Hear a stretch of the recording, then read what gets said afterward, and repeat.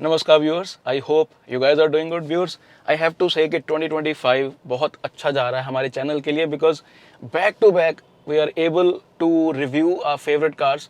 और last week आपने देखा कि Honda Elevate black edition manual transmission हमारे पास था। इससे पहले हम Tiguan R Line, Kodiaq, Skoda Kylaq जैसी कार जो है वो रिव्यू कर चुके हैं अपने चैनल पे इस साल। एंड एलिवेट के बाद हमें होंडा सिटी भी मिलने वाली है, तो उसके बाद मुझे लगता है कि इस साल के लिए 4-5 महीने जो रह जाएंगे उसमें मुझे लगता है कि कोई रिव्यू करना नहीं चाहिए because we have already reviewed all our favourite cars. But देखिए, अगर फेवरेट है इसका मतलब ये नहीं है कि कार में कोई कमियां नहीं है। You as a customer should understand कि ये कार्स किसके लिए बनाई गई हैं। तो जिस कार में आज मैं बैठा हूँ, Honda elevate CVT automatic naturally aspirated 1500 CC engine, 119 bhp and 145 Nm का टॉर्क। तो यस, होंडा की देखिए एक लेगेसी है, रिलायबल व्हीकल्स, प्रैक्टिकल। और प्रैक्टिकल क्यों, मैं आपको समझाऊंगा, ऐसी चीजें आपको बताऊंगा जो कभी मुझे लगता है कि किसी रिव्यूअर ने वो चीजें नोटिस नहीं की होंगी। And we have to thank Honda for that. Practical का मतलब सिर्फ स्पेस और फीचर्स नहीं होता। तो लेगेसी में जैसे reliability, practicality, safety and refined petrol engines. मतलब जब भी कोई होंडा के बारे में सुनता है तो मेरे एक फ्रेंड है डॉक्टर सोनी, PAU में है लुधियाना में। देखिए, हर कोई कार एंथुसियास्ट नहीं होता, बट उन्होंने होंडा सिटी ली। मैंने उनको पूछा आपने क्यों ली होंडा सिटी ऑटोमेटिक, तो उन्होंने बोला कि प्रिंस सबसे अच्छे जो पेट्रोल इंजन्स हैं वो मुझे मालूम है कि होंडा के होते हैं, तो इसलिए मैंने बिना किसी ज्यादा जांच पड़ताल के होंडा सिटी ले ली। देखिए, ये एक रेपुटेशन है अमंग डॉक्टर्स, लॉयर्स और यंगस्टर्स में भी, बिकॉज हमने हर्षवर्धन मलिक के साथ भी एक ओनरशिप रिव्यू जो किया हुआ है, जिसका मतलब ये है कि होंडा जो इनकी लेगेसी है उसको यंगस्टर्स तक पहुंचाने में भी सफल रहा है। बट होंडा एलिवेट मैं बहुत ये कह चुका हूं कि इसके सेल्स नंबर जो हैं जितने होने चाहिए, कम से कम 3000-3500 तो होने ही चाहिए, बट वो आंकड़ा होंडा एलिवेट अचीव नहीं कर पा रहा है। And yes, we can very easily say कि लॉन्च के दौरान हाइब्रिड आनी चाहिए थी, बट इवन अगर एक इंजन जो है 1500 सीसी है, नेचुरली एस्पिरेटेड है, और हम ये कहते हैं कि VW और अगर टाटा कर्व में नेचुरली एस्पिरेटेड होता 1500 सीसी तो सेल्स बहुत अच्छी होती। तो ये कार तो ऑलरेडी सब कुछ वो चीज़ें दे रही है जो हम डिमांड करते हैं। मतलब आज की डेट में जहाँ पे एथेनॉल के कारण लोगों को कुछ देखिए चर्चाएं चल रही हैं, कम fuel efficiency, there might be issues for the older cars, but Honda के इंजन में मुझे ये पता चला है कि 2009 से इनके इंजन जो हैं, मतलब कुछ आप मान के चलिए 15-16 साल पहले से ही इनके इंजन E20 कॉम्प्लायंट हैं थ्रू आउट दीज ईयर्स। मैंने वैसे भी कोई होंडा के नॉन इश्यूज जो है नहीं सुने। तो ड्राइव रिव्यू है, चला के देखेंगे, प्लस माइनस सभी चीज़ों की बात होगी, और कैसे ये कंपटीशन से आगे है और किन चीज़ों में पिछड़ती है उसकी भी बात होगी। वेरिएंट जो मेरे पास है वो है होंडा एलिवेट का ZX टॉप CVT वेरिएंट, जिसकी एक्स शोरूम प्राइस है 16,60,000 के आसपास। वैसे इसका जो बेस वेरिएंट ऑटोमेटिक है वो 13.5 लाख के आसपास शुरू हो जाता है, which again is extremely value for money. अगर आप अंडर 4 मीटर कोई भी SUV देख रहे हैं जिसमें ब्रेजा, नेक्सॉन, तो मुझे ऐसा लगता है कि अगर आप वेन्यू, सोनेट ऐसी कार्स देख रहे हैं, सेरोस भी देख रहे हैं, तो एक बार इसका मिड वेरिएंट भी आपको ज़रूर देखना चाहिए। बेस वेरिएंट भी जो है CVT ऑटोमेटिक ज़रूर देखना चाहिए, और फीचर लिस्ट कंपेयर करनी चाहिए कि क्या उसमें इतने फीचर्स हैं कि अगर आप बड़ी गाड़ी लेते हैं, ज़्यादा विड्थ, ज़्यादा लेंथ वाली, तो प्रैक्टिकलिटी आपको ज़्यादा मिल जाएगी। तो क्या उतने फीचर्स हैं कि आपकी जो ज़रूरत है वो 5 साल, 10 साल, 15 साल के लिए पूरी हो जाए। तो ये डिस्कशन तो देखिए व्यूअर्स खत्म नहीं होगी, तो ड्राइव रिव्यू कर लेते हैं। बट उससे पहले 1 मिनट में और लूँगा आपका। आई हैव टू से the cabin feels very easy on your eyes, everything is pretty much sorted. जो मैं प्रैक्टिकलिटी की बात कर रहा था, एवरीथिंग इज बटन बेस्ड, मतलब कुछ भी आपको सिखाने की जरूरत नहीं होगी। राइट साइड में ORVMs हैं, नीचे इधर आपके पास ट्रैक्शन कंट्रोल के बटन हैं, राइट साइड में मेरे पास लाइट्स जो हैं, फ्रंट में फॉग और रेगुलर हेडलैम्प्स उसके कंट्रोल्स हैं, लेफ्ट में इधर मेरे पास rear washer wiper and front washer wiper के कंट्रोल्स हैं। स्क्रीन में भी जो है कुछ बटन्स दिए गए हैं आपके ईज ऑफ यूज़ के लिए। AC का यूनिट काफ़ी अच्छा है with buttons, but it looks very neat, very polished. Sunroof के कंट्रोल्स ईजी हैं, सनरूफ के मैकेनिज्म को हाइड किया गया है, और ग्लास एरिया मेरे पास अच्छा है, बॉनेट उठा हुआ है, तो एक अगर आप SUV के शौकीन हैं तो आपको अंदर बैठ के अच्छी फीलिंग आएगी। तो अभी जैसे मैं एक पार्किंग स्पॉट में हूँ, तो मैंने एक चीज़ नोटिस इमीडिएटली की है कि इसका स्टीयरिंग जो है वो काफ़ी ज़्यादा मुड़ता है, जिसका मतलब ये है कि turning radius is pretty much in control. 5.2 metre के आसपास है आई बिलीव। एंड क्योंकि 1 हफ्ता हो गया मुझे ये गाड़ी चलाते हुए, तो मैं एक चीज़ आपको बताना चाहूँगा। मैं अभी इसको रीसेट नहीं कर रहा मीटर को, फ्यूल एफिशिएंसी वाले को, बट ये 230 किलोमीटर्स के आसपास मैंने गाड़ी सिर्फ शहर में चलाई है। मैं इसको हाईवेज पे नहीं लेके गया, और उसके दौरान मुझे मिली है 12.4 किलोमीटर की average with AC, and that too many times at low and most of the times at 22 degree Celsius and I have to say कि इट इज़ एक्सेप्टेबल। 12-13 की फ्यूल एफिशिएंसी अगर आपको शहर में ऐसी कार देगी जो 1500 सीसी नेचुरली एस्पिरेटेड है, अच्छा खासा टॉक है, 145 एक अच्छी मात्रा का टॉक है, आप आराम से 5 बंदे बिठा के कहीं भी आ जा सकते हैं। एंड दैट टू CVT, जिसका मतलब कि कन्वीनियंस आपके पास है ऑटोमेटिक की, and that too very smooth, जिसकी कमियां पेशियां स्ट्रेंथ्स हम उसकी डेफिनेटली बात करेंगे।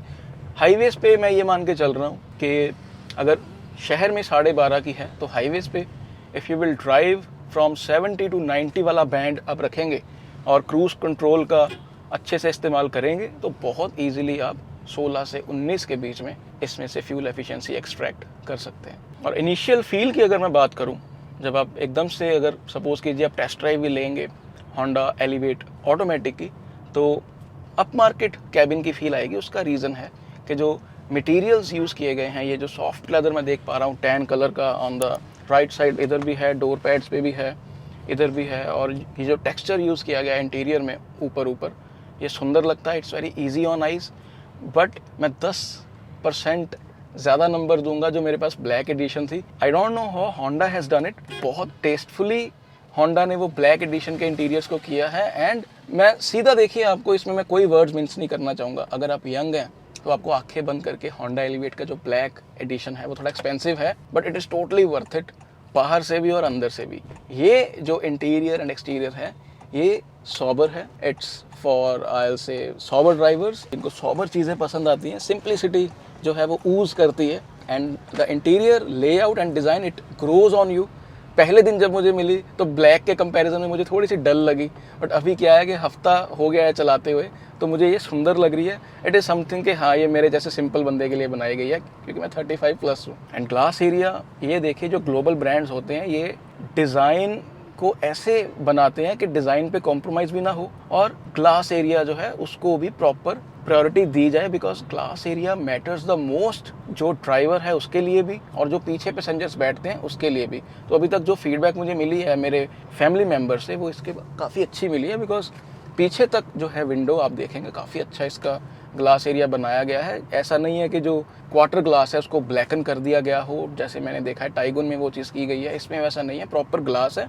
और यहाँ पे तो आप हाइट जो है कैमरा में भी देख ही पा रहे हैं, it's pretty much nice. And front में भी इट्स क्वाइट ऑब्वियस कि होंडा इवन सिटी में भी जो ग्लास एरिया फ्रंट से अच्छा लगता है, तो इसमें भी ऐसे कोई ग्लास एरिया को लेके आपको दिक्कत नहीं होगी। और IRVM जो कि ऑटो डिमिंग है टॉप वेरिएंट में और बेजल लेस है, तो उसमें भी मैं देख पा रहा हूँ कि जो एक सीट मेरी ऊपर हुई है वैसे लेफ्ट साइड से, बट अदरवाइज जो हेडरेस्ट हैं वो नीचे हैं। तो पीछे जो ग्लास एरिया है that is adequate and kind of perfectly okay, there are no issues whatsoever. और देखिए शुरू में सिटी ड्राइविंग में मैं लो स्पीड्स में ड्राइविंग कर रहा हूँ 40-50 तक, तो उसमें ये CVT gear box it feels quite smooth. बहुत ईजिली ये 1200-1300 RPM पे रहता है। एंड आपको जो जितनी पावर इसमें से चाहिए होती है आप आराम से अपना ट्रैवल करते हो। इसमें कोई भी आपको लैग, ऑब्वियसली CVT में जब तक आप पेडल टू द मेटल नहीं करते आपको लैग वैसे भी महसूस नहीं होती, तो बड़े अच्छे से काम करता है 1500 RPM के नीचे। अभी जैसे मैं 50 पे हूँ तो सिर्फ 1200 RPM जो है गाड़ी उस पर है, जिसका मतलब फ्यूल एफिशिएंसी भी मुझे अच्छी मिल रही है और स्मूथ ड्राइविंग जो है बिल्कुल हो रही है। और NVH लेवल्स की देखिए मैंने एक स्पेसिफिक वीडियो अपने चैनल पे डाली थी जिसमें मैंने इसको कंपेयर किया था स्लाविया एंड T-Roc के साथ। बहुत लोगों का कमेंट आया कि क्रेटा और सेल्टॉस के साथ कंपेयर किया जाए, बिकॉज वो कंपेटिटर्स हैं उसके। देखिए व्यूअर्स, हम अभी थोड़े छोटे क्रिएटर्स हैं, जो गाड़ियाँ मेरे पास अपनी हैं, अवेलेबल हैं। मैंने ये कोशिश की कि उसके साथ कंपेयर किया जाए और आपको एक पर्सपेक्टिव में दिखाया जाए कि अगर वो कार्स अपने आप को बेंचमार्क मानती हैं क्वालिटी का बहुत चीज़ों में, even product like T-Roc specially, तो आपको एक आइडिया मिल गया होगा कि things are not that bad जैसे प्रोजेक्ट किया जा रहा है। मतलब मैं फिर बार बार कहता हूँ कि एक एवरेज कस्टमर को NVH लेवल्स जैसी चीज़ अगर समझ में आ जाएगी तो हमारी मार्केट लिटरली यूरोप के जितनी मैच्योर हो जाएगी, क्योंकि फिर हम ये सनरूफ जैसे फीचर्स, पैनोरामिक सनरूफ जैसे फीचर्स, ब्रांडेड स्पीकर्स जैसी चीज़ों के पीछे नहीं भागेंगे। फिर तो 1.5 नेचुरली एस्पिरेटेड, वो भी 2025 में, फिर तो वो नो नॉनसेंस चॉइस मैकेनिकली जो है गाड़ी आपकी होंडा एलिवेट जैसी होनी चाहिए। मगर ऐसी चीज़ें अगर आपको समझ आनी शुरू हो जाएंगी तो, क्योंकि मुझे देखिए ये चीज़ नहीं समझ में आती कि कोई कार्स 20-25 लाख की ऑन रोड अभी भी पड़ती हैं और उनकी सेफ्टी रेटिंग्स जो पुराने वेरिएंट्स को टेस्ट किया गया था उनके, उनकी रेटिंग्स अच्छी नहीं आई, बट वो कार्स के लिए लोग लाइनें लगा रहे हैं, बिना डिस्काउंट के उठा रहे हैं। तो NVH लेवल्स कहाँ से आप लोग इतने समझ आने शुरू हो गए ड्राइविंग के दौरान कि अंदर आवाज़ आ रही है कैबिन में, जो कि उतनी ज़्यादा आ भी नहीं रही। मैं अभी जैसे नॉर्मल स्पीड पे हूँ 60 पे, और 60 के आसपास इसकी जो डेसिबल वैल्यू है वो है। अभी मैं आपको बताता हूँ कि CVT का टॉर्क कन्वर्टर के कंपैरिजन में थोड़ा सा जो कह सकते हैं कॉम्प्रोमाइज़ कहाँ पे होता है, मैं आपको बताता हूँ। ये देखिए, जैसे मैं 60 पे हूँ, अब अगर मैं कमी बताऊँगा तो आप ये भी जान लीजिएगा कि उसका इलाज भी कुछ किसी हद तक है। ये देखिए, मैं पुश कर रहा हूँ, इंजन देखिए आप, इंजन 4000 RPM हो गए, इंजन थोड़ा लाउड हुआ। जो क्विक ओवरटेक मुझे चाहिए था, इंजन लाउड तो हुआ, बट स्पीड इतनी लीनियर मिल रही है मुझे कि मुझे जो चीज़ चाहिए कि मैं एकदम से ओवरटेक कर लूँ, वो मुझे इसमें ऐसा लगता है कि लीनियर होने के कारण मुझे थोड़ी सी प्लानिंग में ओवरटेक जो है वो करना होगा। तो यही आके जो कहते हैं ना रबर बैंड इफेक्ट, वो ये चीज़ होती है कि engine becomes loud but engine gives you power gradually. वो ऐसा नहीं है कि इंजन 4000 RPM में लाउड हो गया, और ये देखिए लाउड तो हो गया इंजन, बट 80, ये देखिए 80, अभी 60 से 80 को थोड़ा सा टाइम लगा। तो उसमें क्या होता है टर्बो इंजन्स में, खास करके बड़े 1500 सीसी टर्बो चार्ज इंजन्स में, जो डिस्टेंस आप ट्रैवल करते हो, एकदम से आप पैडल करते हो इंजन को, ऑटोमेटिक में भी वो डिस्टेंस आप जल्दी ट्रैवल कर लेते हो, बिकॉज ऑफ द टॉर्क जो है आपको वो थोड़ा जल्दी मिल जाता है, 1700-1800 RPM पे मिल जाता है। यहाँ पे क्या होता है, गाड़ी कोशिश करती है कि 4000 RPM पे जाए, क्योंकि पीक टॉर्क आपको वहीं पे मिलेगा, और पीक टॉर्क कितना है, 145 Nm का, तो उसमें थोड़ा सा लगता है time.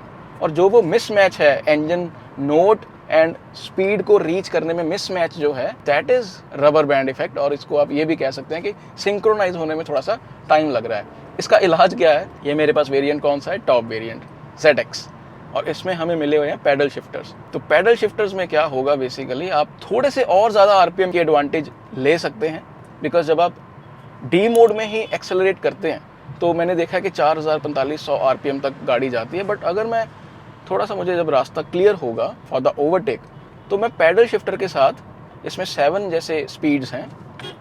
It's very good to सी कि CVT में भी पैडल शिफ्टर्स जो हैं आपको मिलते हैं। तो उंगलियों में अगर आपके जादू है तो आप इसकी जो बेस्ट मैक्सिमम एफिशिएंसी है, जैसे ये देखिए मैं 70 पे हूँ, मैंने 1 गियर नीचे किया, मैंने 2 गियर नीचे किए, और RPM मैंने अभी ले गया 5000। ये देखिए आप, तो अभी मैं 5 में रख के इसको पुल कर रहा हूँ, 100 पे गाड़ी पहुँच गई है।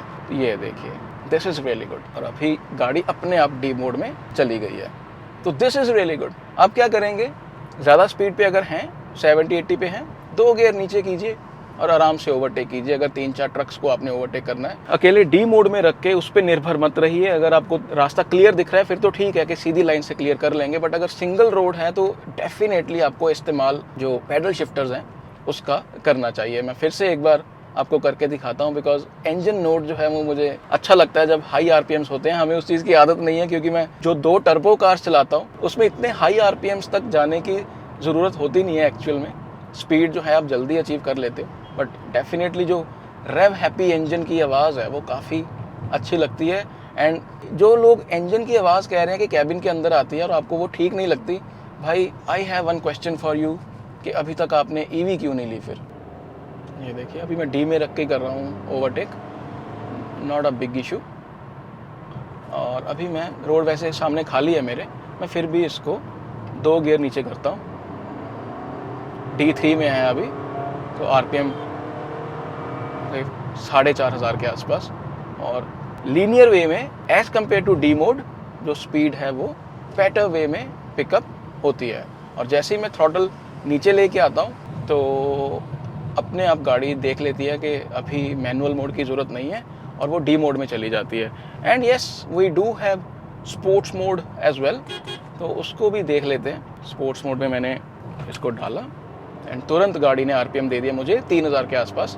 तो जिसका मतलब ये है कि स्पिरिटेड ड्राइविंग, आप एक आम जो आपको मिल रहा था बैंड 1000 से लेके 2000 तक का, उससे ज़्यादा गाड़ी RPM उठा के रखती है 2500 के आसपास। ये देखिए, जैसे मैं पुल करता हूँ 3000 RPM, हल्का सा पैडल पे पैर आप रखते हैं 3000 RPM के आसपास। तो एक काइंड ऑफ, अगर आपने एंथुसियास्टिक ड्राइवर अपना जगाना है तो S मोड में है गाड़ी अभी। ये देखिए आप, 5000 RPM तक गया इंजन, और आराम से मैंने ओवरटेक जो है वो किया। ये मैं थोड़ा सा और पुश करके देखता हूँ एंड 4500 RPM के आसपास और स्पीड मेरी 100 के आसपास। अभी मैं ले जाता हूँ इसको डी मोड में वापस और RPM आ गए हमारे पास वापस से 1500 के आसपास, जिसका मतलब कि fuel efficiency again will be good. Spirited driving अगर आपने करनी है तो एस मोड इज देयर, आपका वो जो कीड़ा है अगर जाग गया है उसको ठंडा करने के लिए। तो व्यूअर्स ये तो थी थोड़ी सी इंजन की इंट्रोडक्शन। एक चीज़ मैं ज़रूर कहना चाहूँगा, मैं ऑटोमेटिक्स का फ़ैन हूँ, मैं मैनुअल का फ़ैन नहीं हूँ।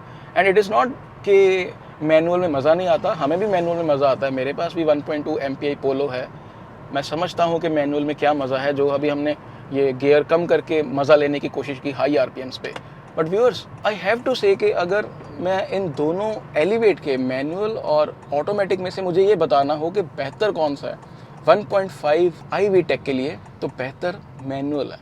जो मैंने ब्लैक एडिशन इसका टॉप वेरिएंट चलाया था, और ना केवल चलिए मैं बार बार कहता हूँ दिखने में बहुत सुंदर थी गाड़ी, मुझे वो याद आ जाती है उसकी लुक्स, उसमें तो ब्लैक एम्बियंट लाइटिंग बहुत अच्छी लगती थी। मैनुअल में चलाने में मुझे बहुत मज़ा आया था, बिकॉज जितनी भी हमने मैनुअल्स चलाई हैं, इवन यूरोपियंस एज वेल, मैंने 1.5 TSI भी चलाया हुआ है, उसका भी रिव्यू है कुशाक का मेरे पास, बट 1.5 iVTEC से अच्छा manual for a common man मैंने आज तक नहीं देखा।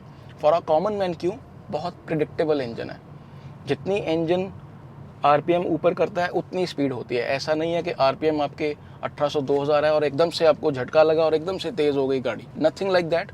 और अच्छी चीज़ें क्यों हैं कॉमन मैन के लिए पर्टिकुलरली, एक टाइम रहता है कि जब आप एक्सेलरेट करने से पहले थोड़ा सा टाइम रहता है, उसमें आम कॉमन कार्स मैनुअल में थोड़ा सा हल्का सा झटका होता है कि यस ऐसे ऐसे ऐसे, है ना, आवाज़ भी होती है थोड़ी सी। वो मैंने पर्टिकुलरली मारुति कार्स के साथ मैं एसोशिएट करता हूँ, हमारे पास एलीट i20 एंड वैगनआर भी है, तो उसमें वो हल्का सा झटका रहता है जैसे ही आप गियर चेंज किया और क्लच से पैर हटा के आपने रेस पे पैर रखा।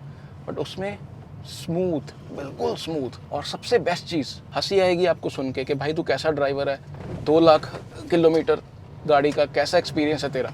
मैं शहर में गाड़ी चला रहा था और क्योंकि मैं रिव्यू कर रहा था, I was doing the drive review, किसी बातों में मैं खो गया। आई रियलाइज कि गाड़ी मेरी दूसरे गियर में नहीं है, चौथे गियर में है, और चौथे गियर में मैं कितनी स्पीड पे चला रहा हूँ 30-40 पे, एंड इंजन वॉज स्मूथ। वो खड़ वो कर ही नहीं रहा, जिसके कारण मुझे रियलाइज़ ही नहीं हुआ कि मैं बड़े गियर में हूँ और मुझे वो गियर अपना थर्ड होना चाहिए। तो ये चीज़ें, ये मज़ा जो है आप होंडा के iVTEC इंजन से ही ले सकते हैं, एंड दैट टू जिसमें DOHC है, एडवांटेज रहती है उस चीज़ की, डुअल ओवरहेड कैमशाफ्ट वाली जो चीज़ रहती है DOHC। 1 सेकेंड, क्योंकि अमेज जो है, अमेज भी काफ़ी अच्छा था बट वो SOHC है, बट इसमें देखिए इस सेगमेंट में सभी कार्स DOHC हैं, बट एक smooth synchronization between the engine, gear box, clutch, acceleration, everything एक बहुत परफेक्ट वे में इंजीनियर जो है वो चीज़ की गई है। और इन्हीं कारणों से व्यूअर्स क्या होता है कि it is not easy to match these engines. अगर इतना आसान होता तो आज की डेट में हम देख लेते कि टाटा मोटर्स, महिंद्रा या इवन वॉक्सवैगन के जो 1.6 MPIs थे वो भी ये वाले कैरेक्टरिस्टिक्स लेके आते। उनके पास देखिए महिंद्रा टाटा के पास जो है, महिंद्रा का तो मुझे लगता है कि नेचुरली एस्पिरेटेड कोई है ही नहीं उनके पास।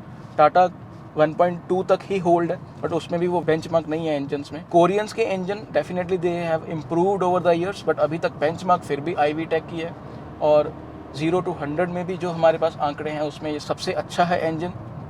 तो बेंचमार्क बनना is not easy. Naturally aspirated में 1.2, 1.5, सिविक का 1.8 ये बेंचमार्क है, और ये ग्लोबली अपना लोहा नेचुरली एस्पिरेटेड में मनवा चुके हैं because of their flawless engineering that is made to work, no nonsense. तेल भरवाइए, सालों साल चलाइए, कोई टेंशन नहीं है आपको। और बस अगला बहुत इंपॉर्टेंट पॉइंट, अगर मैं स्टीयरिंग की बात करूं, जो फीडबैक की मैं बात करूं, तो आई फील वेरी हैप्पी कि thankfully there is one steering जिसका वेट अभी तक मैं कह सकता हूं कि नियरली परफेक्ट है।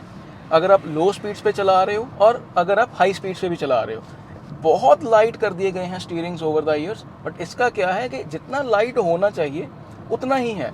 We don't need that video game kind of lightness city में। ठीक है, आप हर तरीके के ड्राइवर्स, कम एज वाले, फीमेल भी, उसको देख के जो है गाड़ियाँ उस तरीके से आप बना रहे हैं, but even then there has to be a perfect balance. तो ये चीज़ मैंने नोटिस किया कि स्कोडा के somewhat they are good, slightly heavier than Volkswagen. And सबसे अच्छा पर्टिकुलरली मेरे ड्राइविंग स्टाइल के हिसाब से जो वेट है वो मुझे इसमें लगा है होंडा एलिवेट में। लो स्पीड पे भी उतना रहता है कि आपको मालूम है कि कोई ऐसा नहीं है कि इट्स ओवरली लाइट, और हाई स्पीड्स पे इंस्टेंटली आपको 60-70 पे ये रियलाइज़ होगा कि इसने अपने आप को थोड़ा सा फर्म कर लिया है। अभी जैसे मैं 60 से नीचे आया हूँ तो मुझे पता चल रहा है कि हल्का सा लाइट हो गया, और जैसे ही आप 60 to 80 वाला बैंड टच करते हैं, चलते चलते आपको रियलाइज़ हो जाता है कि स्टीयरिंग ने अपने आप को थोड़ा सा हार्ड कर लिया है, ताकि आपका जो है बेटर कंट्रोल सीधी लाइन में रहे। तो अगेन ये जो फंडामेंटल्स रहते हैं इंजीनियरिंग के, इसमें होंडा के इंजीनियर्स जो हैं वो बहुत अच्छा जो है काम किया है, और बहुत चीज़ें आपको ऐसी गाड़ी चलाते हुए लगेगी कि क्या बिल्कुल नो नॉनसेंस कार जो है वो बनाई गई है। जिसमें एक और फैक्टर मुझे याद आ रहा है, जैसे ही अभी मैं थोड़ा सा देख रहा हूँ टेम्परेचर बढ़ रहा है 34 डिग्री के आसपास, कि इसका एसी जो है इट इज़ बोन चिलिंग। कुछ नहीं करता मैं, बहुत जब गाड़ी धूप में खड़ी रहती है तो मैं आके सीधा मैक्स कूल पे क्लिक करता हूँ, 2-4 मिनट में गाड़ी लिटरली बहुत कैबिन को ठंडा कर देती है, और फिर मैं आराम से उसको 22 पे 24 पे सेट कर देता हूँ। और फ़ैन स्पीड मोस्टली मैं 2 या 3 पे रखता हूँ, बिकॉज उसके ऊपर थोड़ा सा लाउड हो जाती है फ़ैन स्पीड। थ्रो भी अच्छा है एंड स्प्रेड भी अच्छा है। मेरे देखिए स्लाविया टी-रॉक में क्या है, मुझे ये रियलाइज़ हुआ कि उनका सीधी लाइन में फ्लो अच्छा है बट स्प्रेड अच्छा नहीं है। I don't know how Honda has done it, but इसका स्प्रेड अच्छा है। मैं अगर यहाँ पे सीधा भी रखता हूँ वेंट्स को तो हवा मेरे मुंह पे बिल्कुल सेंटर में आ रही है, इवन दो जो ये मैंने अपनी तरफ नहीं किया हुआ वेंट्स को। और पीछे की भी फीडबैक अच्छी है फैमिली मेम्बर्स के द्वारा कि एसी काफ़ी अच्छा है इसका, और ये चीज़ हम एसोसिएट ऑलरेडी करते हैं। होंडा के कोई भी ऐसे नॉन इश्यूज़ नहीं है, ये कार्स इंडिया के टेम्परेचर्स को ध्यान में रख के बनाई गई हैं। और ये भी जो है इसका प्लास्टिक मटेरियल्स भी ऐसे हैं कि ओवरली बहुत ज़्यादा गर्म ये नहीं हो जाता। इट्स काइंड ऑफ यस, ऐसा नहीं होगा कि आप हाथ ही ना लगा सकें, और जब आप गाड़ी चलाते हैं तो may be because of the cooling ये आम से थोड़ा जल्दी ठंडा भी होते हैं। जो मैंने नोटिस किया है कि मेरी अपनी कार्स में, नॉट इन पोलो, मेरी बाकी 2 कार्स में जो प्लास्टिक ठंडा होने में काफ़ी टाइम लग जाता है, जिसके कारण उसकी हीट भी मेरे मुंह पे लगती रहती है। तो ये भी कुछ इंजीनियरिंग या कुछ मटेरियल्स की सिलेक्शन में रोल प्ले करती है चीज़, कि जब धूप वाले एरिया में कितनी जल्दी आपका जो प्लास्टिक है वो गर्म होता है, कितना ज़्यादा गर्म होता है, कितनी जल्दी ठंडा होता है। और प्रैक्टिकलिटी की जैसे मैं शुरू में भी बात कर रहा था कि वेट तो देखिए स्टीयरिंग का आ जाता है, but eventually when you drive सब कुछ आपके कितने बढ़िया तरीके से कंट्रोल में।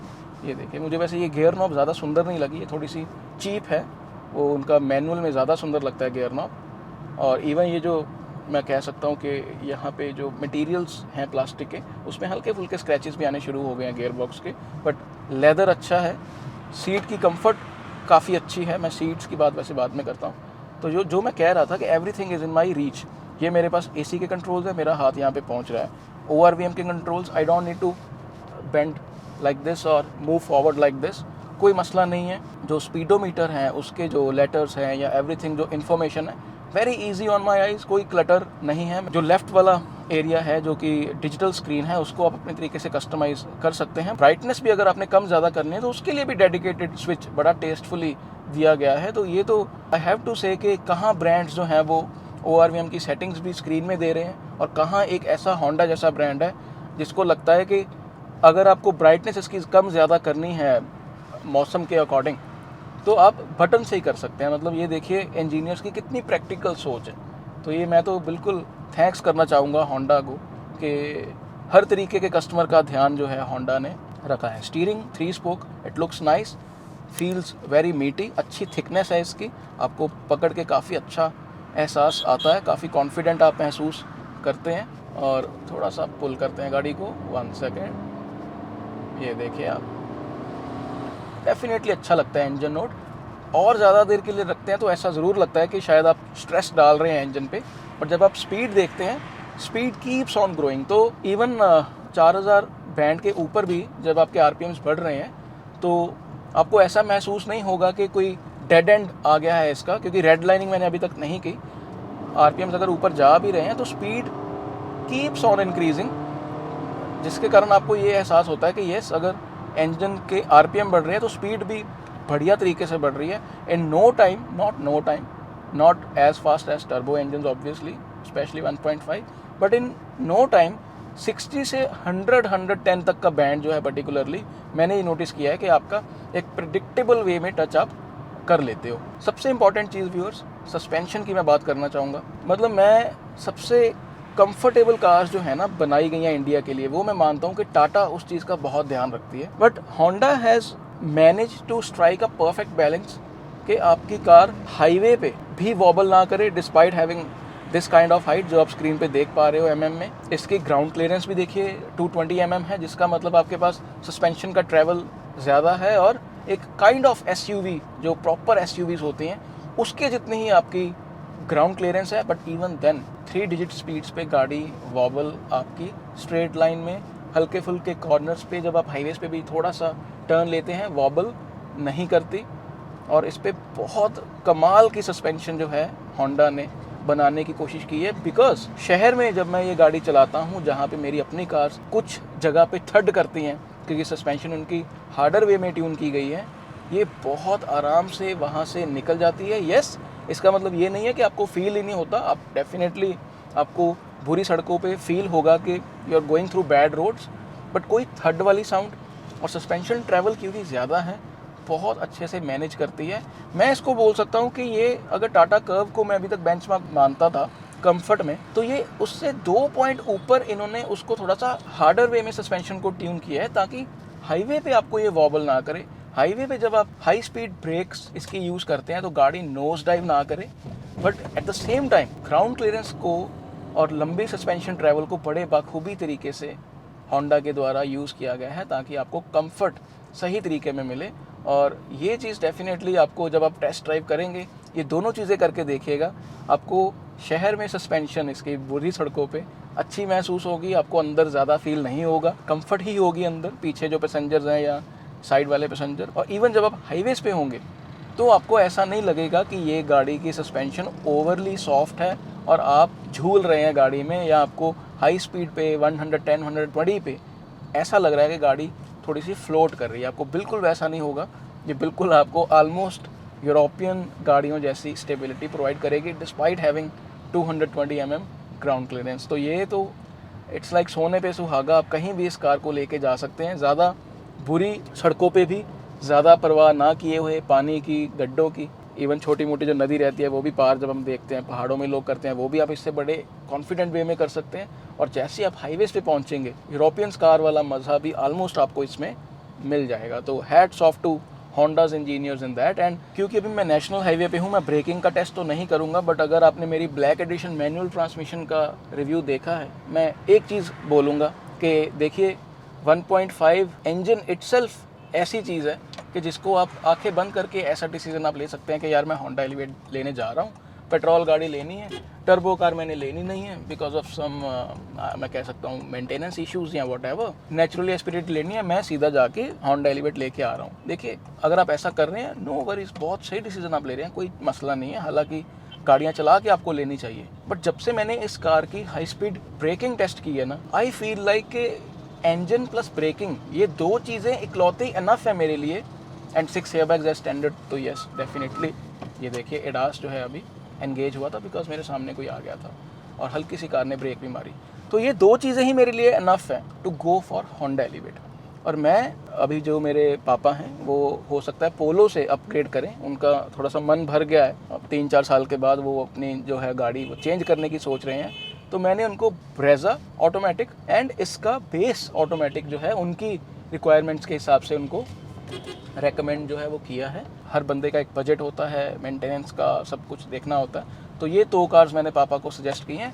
बेस्ट थिंग इज़ एक अपग्रेड मैं उस चीज़ में मानूंगा कि 1500 सीसी का इंजन और 6 एयरबैग्स एज स्टैंडर्ड तो दोनों कार्स में है, तो एक अच्छी अपग्रेड वो हो जाएगी क्योंकि वो 1.0 MPI भी नेचुरली एस्पिरेटेड चला रहे हैं। तो व्यूअर्स देखिए, ये तो देखिए अच्छी बातें सारी हो गई, ऐसा नहीं है कि कार में कमियां नहीं हैं। कमियां डिपेंड करता है कि कुछ कमियां किसी के लिए डील ब्रेकर हो सकती हैं और कुछ कमियां ऐसी हो सकती हैं कि मेरे जैसा बंदा कस्टमर अगर है, मैं कहूँगा कि चलो ठीक है यार, एक ब्रांड आपको 16.5 लाख में टॉप वेरिएंट में और क्या दे दे, क्योंकि ये गाड़ी अगर आप naturally aspirated Creta, Seltos, grand Vitara इसके साथ अगर आप कंपेयर करेंगे ऑटोमेटिक वेरिएंट, तो क्रेटा को और सेल्टॉस को ये काफ़ी अच्छे प्राइस मार्जिन से 1.5-2 लाख के प्राइस मार्जिन से अंडरकट करती है। अगर आप ऑन रोड प्राइस देखेंगे वो तो 21 लाख के ऊपर भी उसका टॉप वेरिएंट चला जाता है हुंडई क्रेटा का, और 20 लाख के ऊपर चला जाता है सेल्टॉस का। एंड इसका जो लुधियाना में रहता है ऑन रोड टॉप वेरिएंट वो रहता है 18.80। तो that I also have to consider कि मेरा बजट क्या है। अगर मेरा बजट ही 16-17 लाख का है और मैं थोड़ी सी और ज़्यादा लोन लेके 18 तक पहुंच गया, तो एक टॉप वेरिएंट मुझे मिल गया जिसमें मैंने उनके कार्स के कंपैरिजन में, जिसमें मैं डीजल और टर्बो चार्ज कंपेयर नहीं कर रहा, मैं हाइब्रिड को बीच में नहीं लेके आ रहा, मैं सिर्फ 1500 सीसी नेचुरली एस्पिरेटेड की बात कर रहा हूँ। हालांकि आपको जो मारुति सुजुकी है वो टॉर्क कन्वर्टर देता है, वो भी हाई राइडर भी टॉर्क कन्वर्टर देता है 1500 सीसी में, वो गियर बॉक्स थोड़ा सा बेहतर है। बट इवन देन इसी बजट में अगर मैं हूँ तो मेरे लिए तो ये वैल्यू फॉर मनी होगा। बट देखिए, जैसे मैंने बोला, कुछ चीज़ें किसी के लिए डील ब्रेकर हो सकती हैं। अब किसी को अगर पैनोरामिक सनरूफ अच्छी लगती है तो वो उसका डिसीज़न है, उसको गलत कहने वाला मैं कोई नहीं होता। वो मेरे लिए हो सकता है कि इतनी मैटर चीज़ नहीं करती, मेरे लिए मैटर नहीं करती थी, इसलिए मैंने मिड वेरिएंट स्लाविया का भी लिया है, उसमें सनरूफ नहीं है, मैंने उसके मैकेनिकल्स देखे। एंड सिमिलरली आपको अगर पैनोरामिक सनरूफ चाहिए, आपको अगर ब्रांडेड स्पीकर्स चाहिए, ठीक है, मैंने ये चीज़ मेंशन नहीं की कि इसमें 8 स्पीकर हैं, बहुत अच्छी इसकी क्लैरिटी है, जितनी बेस होनी चाहिए, जितनी ट्रैवल होनी चाहिए, अगर आप म्यूज़िक लवर हो, जो आवाज़ होनी चाहिए वो इसमें है। बट स्पीकर्स का कोई ब्रांड नहीं है, होंडा कोई बोस्ट नहीं कर रहा कि हम बोस के या JBL के स्पीकर्स दे रहे हैं। तो ये चीज़ देखिए, ये 100 वर्क वाला काम है कि 4 ट्विटर्स हैं आपके पास और 4 स्पीकर हैं। तो देखिए, पैनोरामिक सनरूफ इसमें नहीं है, इसमें ब्रांडेड स्पीकर्स नहीं है, और ये तो नॉर्मल कमियां हैं। थोड़ी सी बड़ी कमी क्या हो जाती है कि ड्राइविंग करते दौरान, यस, मेरे पास ये लेन वॉच असिस्ट है जिसमें मैं लेफ़्ट साइड पे क्या हो रहा है मेरे, वो मैं देख पा रहा हूँ। ये देखिए आप, अभी भी जैसे मैं पार्किंग में हूँ तो काफ़ी हेल्प होती है। और रिवर्स कैमरा में भी 3 मोड्स हैं, एक वाइड एंगल है, एक रेगुलर मोड है, और एक में तो बिल्कुल ही अगर आपके पास कोई आ जाएगा तो बहुत आप बिल्कुल प्रिसाइज वे में देख सकते हैं कि क्या आपके पास है, तो वो बड़ी अच्छी चीज़ है। बट देखिए, कोरियंस ने एंड इंडियन ब्रांड्स ने बहुत हाई बेंचमार्क्स जो हैं वो सेट कर दिए हैं इस सेगमेंट में। तो उसमें क्या है कि आपको 360 डिग्री कैमरा इसमें नहीं मिलता, जो कई बार कुछ कस्टमर्स के लिए इंस्टेंट डील ब्रेकर बन जाता है। और ये चीज़ मैं यूरोपियन कार्स के केस में भी देख रहा हूँ कि people are demanding but brands are not providing, और they don't have that supportive electronics वो चीज़ प्रोवाइड करने के लिए। और जैसे अभी आपने देखा कि मैंने सीट आगे पीछे की मैनुअल वे में, तो बहुत कार्स के टॉप वेरिएंट्स अभी इसकी तरफ जो हैं इलेक्ट्रिक सीट्स आपको दे रहे हैं, जिसमें एक प्रीमियम फीलिंग तो डेफिनेटली देखिए आती है, अच्छा लगता है यूज़ करके। But it should not be a deal breaker, क्योंकि ये भी 8 वे है। आप हाइट ये भी एडजस्ट हो जाती है, इसकी भी आप सीट की हाइट एडजस्ट कर सकते हैं, इंक्लाइन रिक्लाइन कर सकते हैं। तो 8 वे है, आगे पीछे मैं इसको मैनुअली कर सकता हूँ, बट ये इलेक्ट्रिक नहीं है। तो एक तो ये मिसिंग हो गई चीज़। फ्रंट से लुक्स मुझे पर्टिकुलरली इसकी क्रोम वाले वेरिएंट में इतनी अच्छी नहीं लगती जितनी इस सेगमेंट में Hyryder, Kushaq and Seltos लगती है। वो कार्स बहुत सुंदर लगती हैं। और इवन क्रेटा का भी जो भी फ्रंट है वो पिछली वाली का सुंदर नहीं लगता था, अभी वाला बहुत सुंदर लगता है। तो अभी जो होंडा की ये जो फ्रंट है नॉन ब्लैक एडिशन में, वो शायद उतना अच्छा नहीं है। हालांकि बाकी एंगल्स से जो गाड़ी है वो अच्छी लगती है, इंटीरियर्स भी जो है वो ठीक लगते हैं, not as great as I will say Hyundai Creta, जो कि इस सेगमेंट में बेंचमार्क है। You sit inside the cabin और इंस्टेंटली आपको वो बहुत अच्छी फील जो है कैबिन की आती है। काफ़ी जो इसका सेंटर कंसोल है वो BMW की याद दिलाता है। बट इसका मतलब ये नहीं है कि इसकी कोई सीट्स जो हैं या अदरवाइज भी कैबिन की फील आपको कोई चीप लगेगी। अप मार्केट फील है, बट थोड़ी सी डेटेड लगती है उसके कंपैरिजन में, जो स्पेशली कोरियंस जो हैं। बट सीट्स अगेन मुझे याद है कमेंट्स भी आए थे कि शेप बहुत अच्छी है, द पॉल्स्टरिंग इज़ वेरी नाइस, और साइड से भी जो आपको यहाँ पे सपोर्ट मिली हुई है वो काफ़ी अच्छी है, और शेप भी है जो स्वीन है, एवरीथिंग इज़ परफेक्टली ओके। ये लेदरेट का जो कलर टैन कलर यूज़ किया गया, इट लुक्स टेस्टफुल। और अच्छी चीज़ ये है कि जब मैं इसको लॉक इधर से कर लेता हूँ तो तीनों विंडोज़ जो हैं वो लॉक हो गई हैं, सिर्फ मेरे पास कंट्रोल है विंडोज़ के, दैट्स ऑल्सो वेरी नाइस। तो ऐसी कुछ चीज़ें हैं। और L2 लेवल 2 अडास मेरे पास है, जिसमें autonomous emergency breaking, lane keep assist, adaptive cruise control और बहुत सारे और जो लेवल 2 में फीचर्स होते हैं वो मेरे पास इसमें हैं, विच इज़ गुड के बहुत चीज़ों में हम कवर्ड हैं। 4 डिस्क ब्रेक्स नहीं हैं। अब देखिए, मैं सीधा कह सकता हूँ कि it doesn't matter for me, because जिस तरीके की कार की ब्रेकिंग परफॉर्मेंस है, ज़बरदस्त performance, very predictable, and predictable in the way कि आप जहां रुकना चाहते हैं गाड़ी आपको रोक देगी, even in the case of emergency.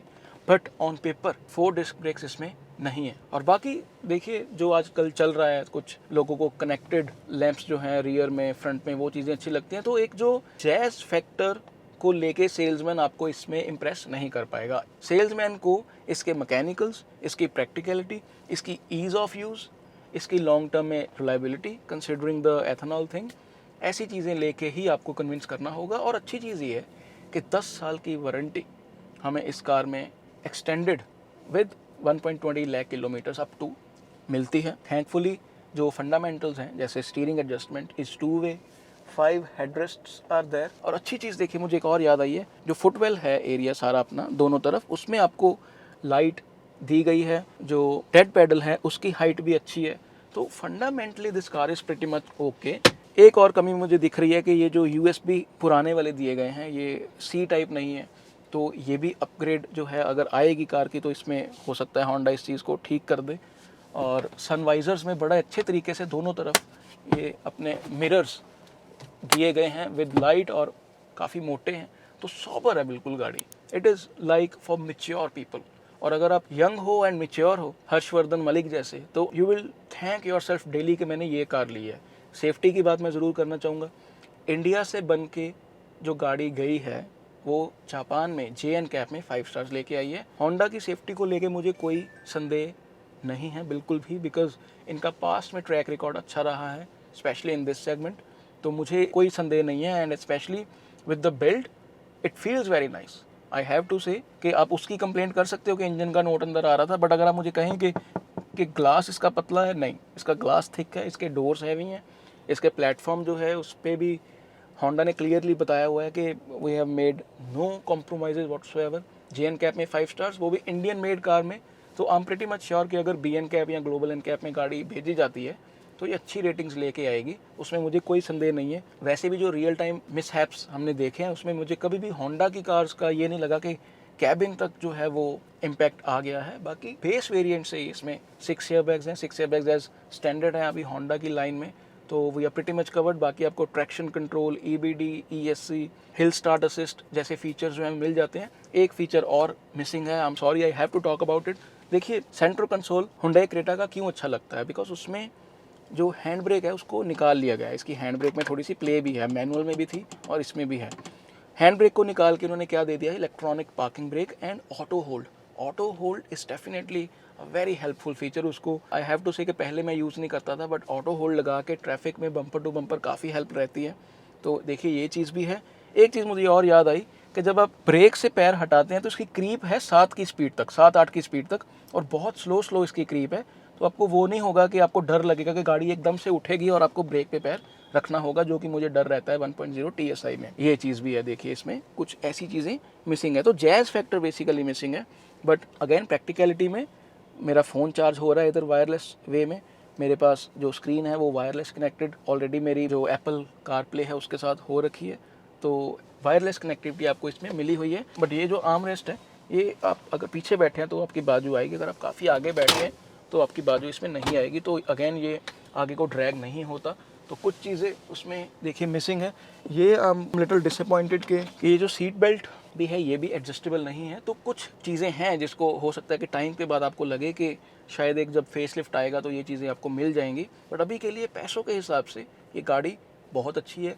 Petrol car अगर आप ले रहे हैं तो एक्सटेंडेड वारंटी के साथ ही लीजिए। तो व्यूअर्स रैप अप करना चाहूँगा, थोड़ा सा लंबा हो गया ये रिव्यू, बिकॉज जब कोई स्पेशल कार हमारे पास आती है तो हमारे पास भी फिर बातें जो हैं वो थोड़ी ज़्यादा होती हैं करने को। आपको ये रिव्यू कैसा लगा प्लीज़ मुझे बता दीजिए। अभी तक तो देखिए आप टैग कर रहे थे कार्स लेके, thankfully we have reviewed these cars also. तो अभी और अच्छा लगेगा जब आप कार्स लेंगे एंड टैग करेंगे ट्विटर पे या इंस्टाग्राम पे, फेसबुक पे या यूट्यूब पे इटसेल्फ। तो खुशी होती है जब कोई अच्छी कार बिकती है और अच्छे पॉइंट्स को सुन के गाड़ी ली जाती है। एंड बाकी आप कीप सपोर्टिंग, कीप लविंग, ताकि ब्रांड्स हमें और नोटिस करें और लुधियाना में ही हमें गाड़ियाँ जो है वो भेजते रहें। हमारे पास देखिए थोड़ी सी समय की कटौती रहती है। मैं अपना काम और अपनी फैमिली छोड़ के जाना मेरे लिए मुश्किल रहता है इवेंट्स में। तो इट विल बी ग्रेट अगर लुधियाना में ही कार्स आती रहें। और इसमें अभी तक हम थैंकफुल के सभी ब्रांड्स ने जो है वो we are free to give our opinion. अभी तक किसी ने कुछ नहीं ऐसा बोला कि आपने ऐसा क्यों कहा, आपने ऐसा क्यों बोला, हमने आपको गाड़ी भेजी, आपने कुछ ऐसे बोल दिया, नेगेटिव बोल दिया। तो थैंकफुली अभी तक ऐसी कोई समस्या हमारे साथ नहीं हुई। We are free to give our opinion, जो भी हमारे एक्सपीरियंसेस रहते हैं। तो कीप सपोर्टिंग, कीप लविंग, ये सब कुछ आपके कारण हुआ है. Visit wallclub.com, follow me on Twitter. Thank you so much.